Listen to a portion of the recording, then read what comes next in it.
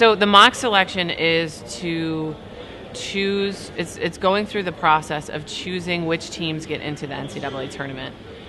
So it's the whole process of which teams get in, then the seeding process, and then the bracketing process.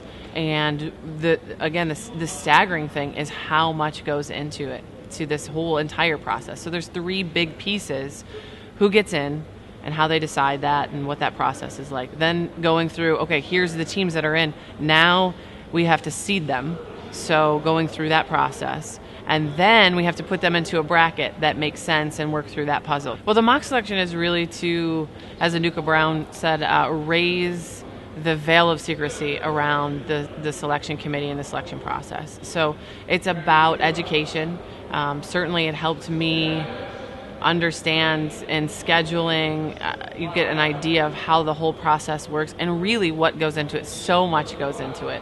And that was probably the biggest shock or surprise of the day. I mean, you knew it was intense and, obviously very important, but how much really goes into this whole process is really staggering. It was obviously very interesting because that's everyone's goal: get to the NCAA tournament, being successful in the tournament.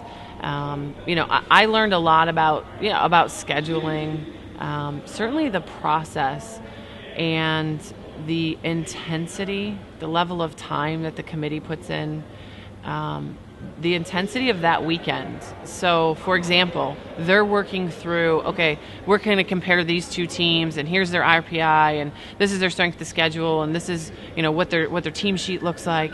And then all of a sudden the RPI changes because there's a conference championship going on that day, and all of that information changes, and the committee has to take that into account. And what does that mean? And, getting 10 people on the same page and voting and who should be in and who shouldn't. And, it's sort of like if there was an emergency and you have to choose between which kid to grab, it's so intense. Overall, I think Anuka Brown has done a great job with that committee, and then Drew Hancock, who is the chair of that committee. Really great leaders to be in those positions. Tough spots, but great leaders.